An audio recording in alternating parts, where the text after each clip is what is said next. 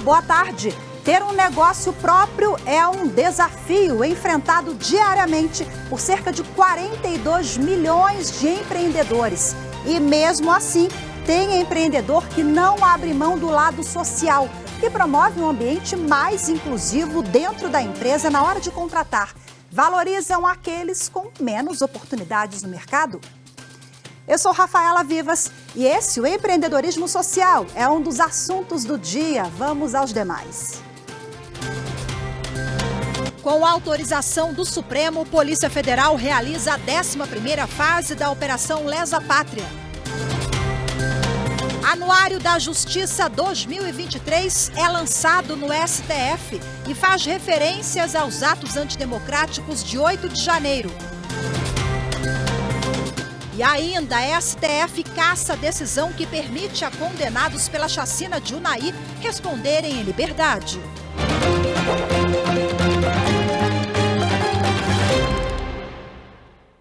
A Procuradoria-Geral da República pediu ao Supremo Tribunal Federal a abertura de inquérito para investigar diretores do Google e do Telegram no Brasil que tenham participado da campanha de desinformação contra o chamado PL das fake news.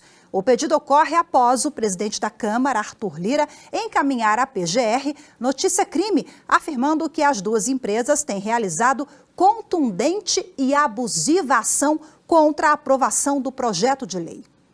Nessa quarta, por determinação do ministro Alexandre de Moraes, do Supremo Tribunal Federal, o Telegram apagou a mensagem enviada aos usuários que atacava o projeto de lei das fake news. A empresa também foi obrigada a enviar uma nova mensagem de retratação para evitar a suspensão do serviço. Com a autorização do Supremo Tribunal Federal, a Polícia Federal realiza hoje a 11ª fase da Operação Lesa Pátria. A ação tem como objetivo identificar pessoas que financiaram e fomentaram os atos antidemocráticos de 8 de janeiro. As informações com Regina Souza. Desde cedo, os policiais cumprem 22 mandados de busca e apreensão em São Paulo, Mato Grosso do Sul e Paraná. Foram apreendidos dinheiro em espécie, armas e munição. Ainda por determinação do STF, foram bloqueados bens, ativos e valores dos investigados até o limite de R$40 milhões para a cobertura e ressarcimento dos danos causados ao patrimônio público. E o Supremo Tribunal Federal inicia na próxima terça-feira, dia 16 de maio, a apreciação de mais 250 denúncias contra acusados de envolvimento nos atos antidemocráticos. O julgamento será realizado em sessão virtual extraordinária do plenário, convocada pela presidente da Corte, ministra Rosa Weber. As denúncias foram apresentadas pela Procuradoria-Geral da República. Bom, esse é o 5º bloco de denúncias submetidas ao colegiado, somando aí 1.050 até o momento. Se as denúncias forem recebidas, serão instauradas ações penais e os envolvidos se tornarão réus. A presidente do Supremo Tribunal Federal, ministra Rosa Weber, lançou na noite dessa quarta-feira a 17ª edição do Anuário da Justiça Brasil, que este ano tem como tema Justiça Inabalada, uma referência aos atos antidemocráticos do dia 8 de janeiro. A reportagem é de Carolina Chaves. O evento contou com a presença de ministros da Corte e de várias autoridades. Para a ministra Rosa Weber, o tema do anuário deste ano, Justiça Inabalada, uma referência aos ataques antidemocráticos de janeiro, permite uma reflexão sobre o sistema judiciário e o caminho que deseja seguir.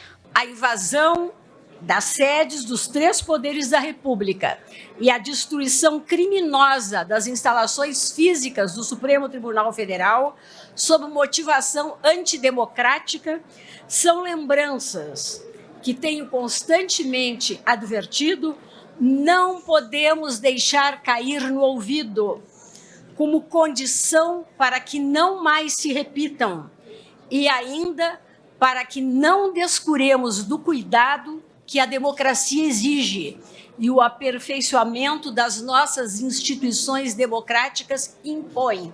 O abraço da ministra nas 2 crianças indígenas representa o enlace da justiça do Brasil mais digno e mais nobre, diferenças à parte, que se uniu no 8 de janeiro para emergir das trevas que ameaçavam a própria civilização.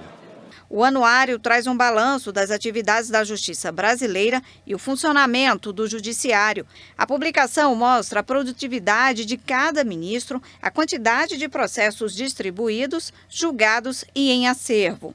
Em 2022, o Judiciário brasileiro recebeu 29 milhões e 500 novos casos, 2,5 milhões a mais que em 2021. O ministro Alexandre de Moraes, do Supremo Tribunal Federal, cassou decisão da 5ª turma do Superior Tribunal de Justiça que permitiu a condenados na chamada chacina de Unai responderem o processo em liberdade. Ele determinou ainda que a questão seja resolvida pelo plenário ou pelo órgão especial do STJ. A reportagem é de Evne Araújo. No caso conhecido como Chacina de Unai, 4 servidores do Ministério do Trabalho foram assassinados durante uma fiscalização em fazendas do município mineiro. Em segunda instância, as penas foram fixadas entre 31 e 65 anos de prisão e o Tribunal Regional Federal da Primeira Região determinou o início da execução provisória. Contudo, em razão da mudança de entendimento do Supremo Tribunal Federal sobre o cumprimento da pena após condenação em segunda instância, a decisão foi revista e os réus permaneceram em liberdade. A 5ª turma do Superior Tribunal de Justiça manteve a decisão. Ao analisar a reclamação da Procuradoria-Geral da República, o ministro Alexandre de Moraes, relator do caso no STF, avaliou que a decisão do STJ diz respeito à súmula vinculante 10, que prevê que os tribunais só podem declarar a inconstitucionalidade de lei pelo voto da maioria absoluta dos membros do plenário ou do órgão especial. Alexandre de Moraes determinou que o STJ profira nova decisão, desta vez em conformidade com a súmula vinculante 10. A seguir, vamos falar do empreendedorismo como forma de promover a inclusão, o empreendedorismo social. Os detalhes em instantes, eu volto já.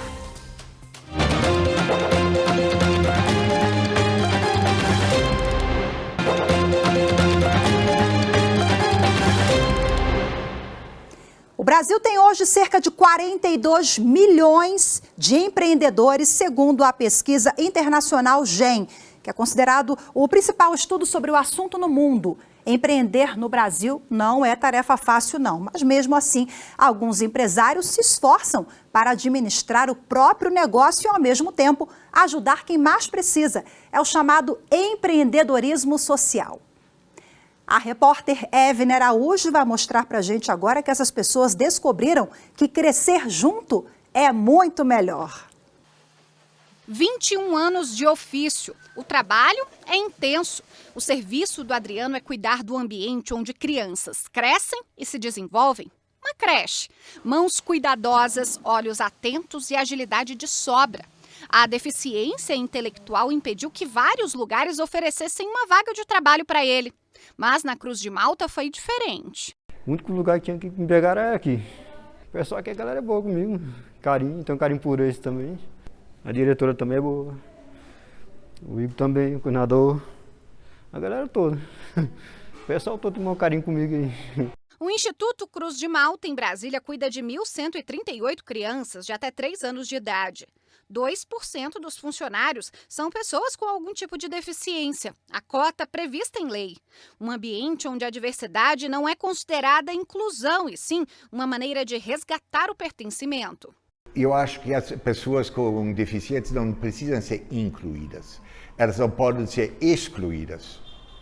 Porque elas fazem parte da sociedade, elas fazem parte da vida normal, da vida comum.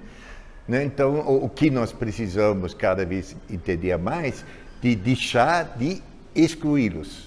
Nem todas as empresas têm esse mesmo pensamento. A taxa de pessoas com deficiência no mercado de trabalho é de menos de 30%, segundo o IBGE, o Instituto Brasileiro de Geografia e Estatística.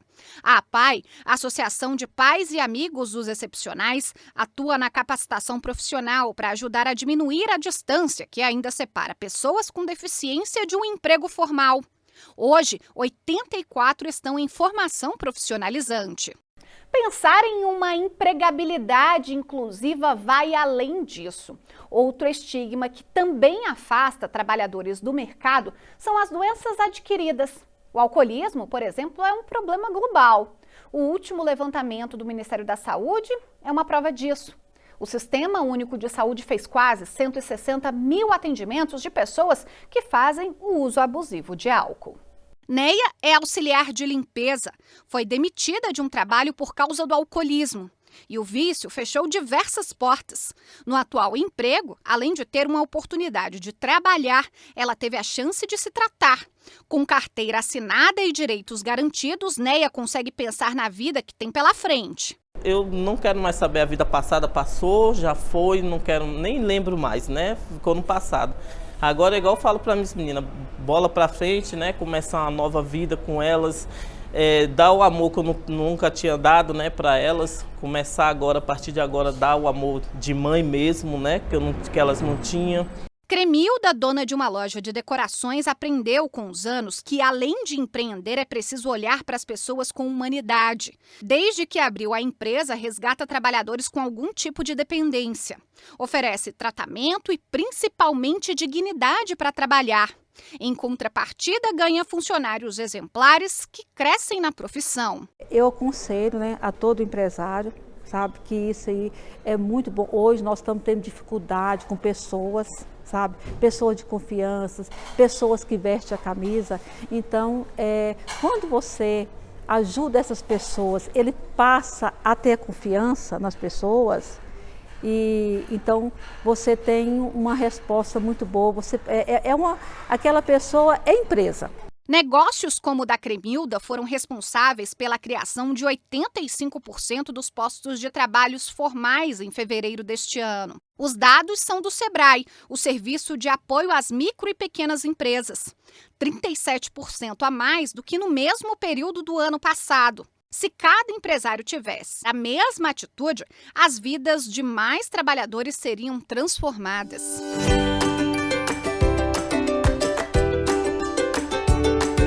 Hoje, Antoniel transforma simples plantas em arranjos formidáveis. Mas na vida dele nem tudo foram flores. Por pouco, ele não foi morar na rua por causa do vício em álcool.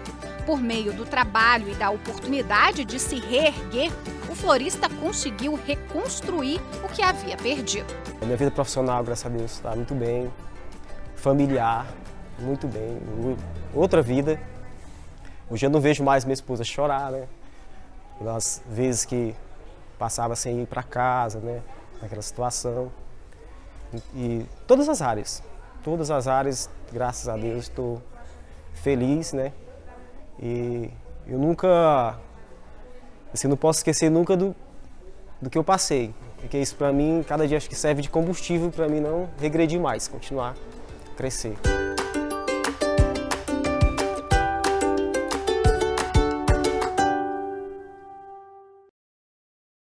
E são depoimentos também que servem de combustível para os mais de 42 milhões de empreendedores do Brasil, né? Serve de reflexão e de exemplo aí para que tal também implantarem isso em seus projetos, em suas empresas, né? Ainda sobre esse assunto, empreendedorismo social, a repórter Evne Araújo, ela entrevistou o advogado e sociólogo Héctor Vieira. Eles falaram sobre a necessidade de políticas públicas para a inclusão no mercado de trabalho.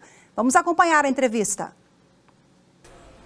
Doutor Héctor Vieira, muito obrigada pela participação aqui no Jornal da Justiça. Satisfação é minha, obrigado pelo convite. Doutor, diversidade e inclusão são temas cada vez mais em pauta no mercado de trabalho. O mercado de trabalho ele precisa ser diverso e inclusivo, né? Isso garante direitos previstos lá em 1988 com a nossa nova Constituição?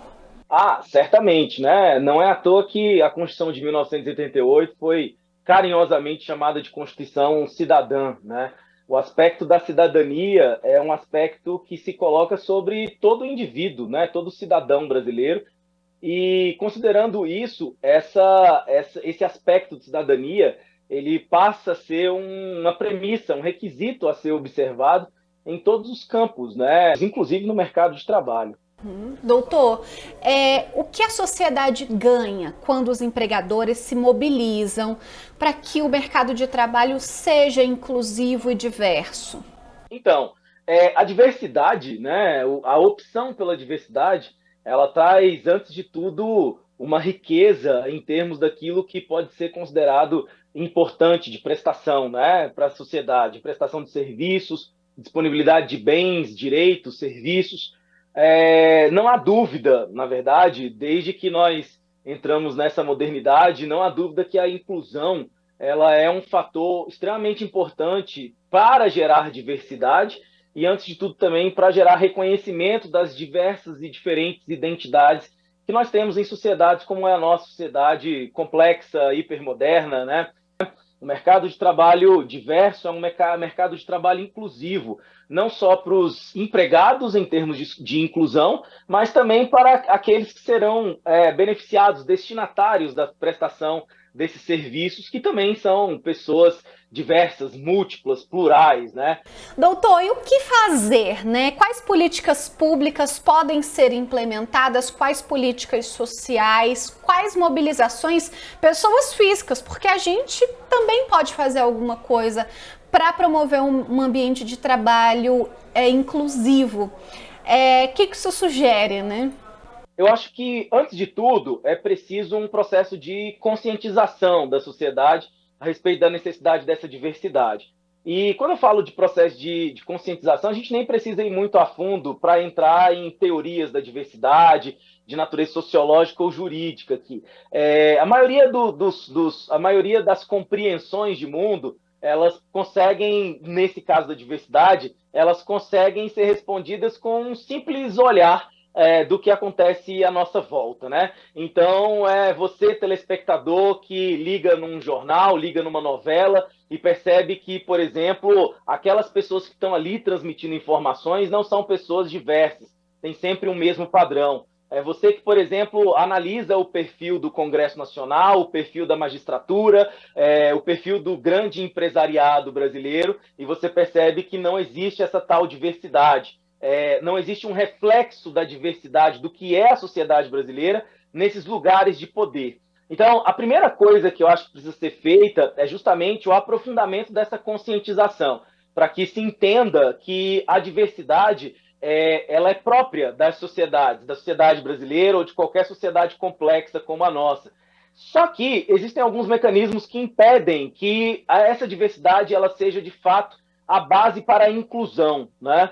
E aí entra o papel fundamental do Estado em criar política pública com o objetivo de permitir a inclusão dessas pessoas que foram outrora tão excluídas, né, pela própria operacionalização da sociedade, e aí, por meio de políticas públicas, ações afirmativas, buscar o equilíbrio, né, a partir da inclusão dessas pessoas no mercado de trabalho, nos lugares, nos processos de tomada de decisão, nos lugares de poder, entre outros lugares, outros espaços que historicamente no Brasil são restritos apenas a alguns grupos sociais.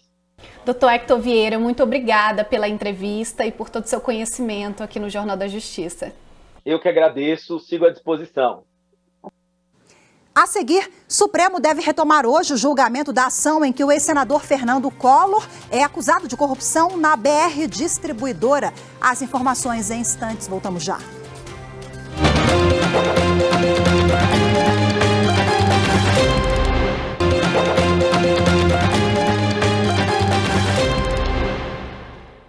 O ministro Edson Fachin, do Supremo Tribunal Federal, determinou o encaminhamento dos autos da reclamação referente à chamada Operação Spoofing para o ministro Dias Toffoli.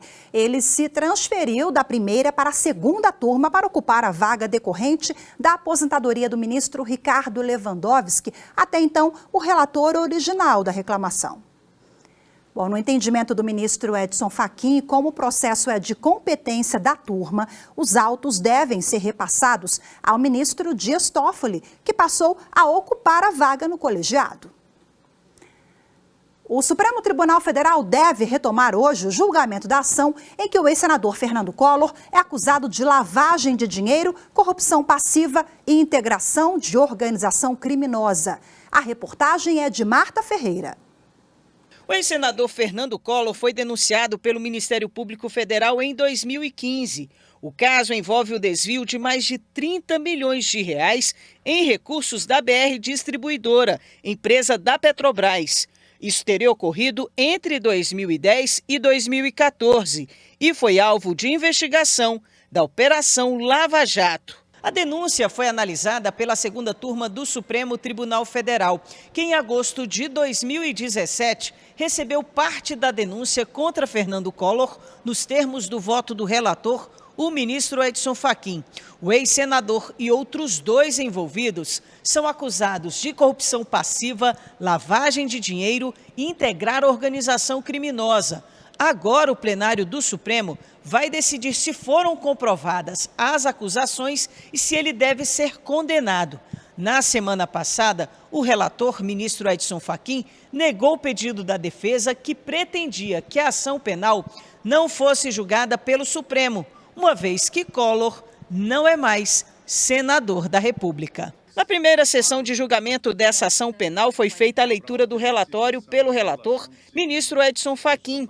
Na sequência, houve a manifestação da PGR. A subprocuradora-geral da República, Lindor Araújo, sustentou que, no caso, restaram devidamente demonstradas a materialidade e a autoria da infração de corrupção qualificada, praticada por Fernando Collor e os outros envolvidos.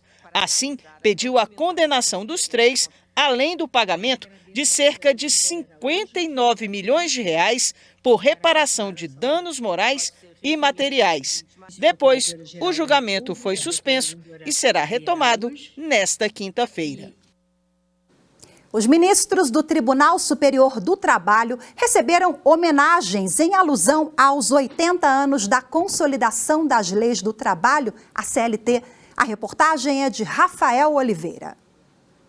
O evento ocorreu na sede do Tribunal Superior do Trabalho, em Brasília. Os ministros da corte receberam cartão, certificado e a medalha comemorativa dos 80 anos da Consolidação das Leis do Trabalho. O presidente do Tribunal Superior do Trabalho e do Conselho Superior da Justiça do Trabalho, ministro Lélio Bentes Correia, ressaltou que a homenagem simboliza o reconhecimento do TST e da sociedade aos magistrados que, ao longo da história, fizeram da CLT um instrumento de justiça social a serviço do trabalhador. A CLT é um documento vivo, né? Desde que, na década de 40, lançou os fundamentos dos direitos sociais no nosso país. A CLT vem sendo construída a partir dos esforços, claro, do Poder Legislativo, dos movimentos sociais também, mas também muito graças à atuação de juízes e juízas do trabalho, valorosos, comprometidos com o direito do trabalho, e 27 deles estão aqui reunidos no nosso Tribunal Superior do Trabalho, de forma que é uma oportunidade de manifestar o reconhecimento a essa dedicação, a esse empenho em promover os direitos sociais e a pacificação social no nosso país. Para o vice-presidente do TST e do CSJT, ministro Aloísio Correia da Veiga, a CLT é parte importante da história da Justiça do Trabalho. Segundo ele, a legislação contribuiu para a construção da cidadania brasileira. Essa reverência a esse documento social, de uma importância fundamental na vida dos trabalhadores do Brasil, desde então, revela o nosso respeito por um documento que realmente cumpre a sua finalidade ainda hoje, depois de tanto tempo, depois de tantas mudanças na sociedade de um modo geral. E os colegas, não é, os amigos, que estão nesse projeto e nessa história no Tribunal Superior do Trabalho, os ministros da Corte, é exatamente reconhecer a eles a contribuição que tiveram e que têm com relação à história da atuação do direito do trabalho no Brasil. Bela homenagem, como o ministro bem ressaltou, a CLT, né, esse documento social que faz parte da vida do dia a dia de todo trabalhador com carteira assinada CLT. Lembrando que completou 80 anos no último dia 1º de maio, viu? 80 anos da CLT em 2023. Bom, temos o Direto do Plenário daqui a pouquinho. O Jornal da Justiça termina por aqui, mas você fica com a gente. Daqui a pouco a transmissão ao vivo da sessão no plenário do Supremo Tribunal Federal. Muito obrigada pela sua companhia. Temos um encontro marcado amanhã, eu te espero. Até lá, tchau, tchau.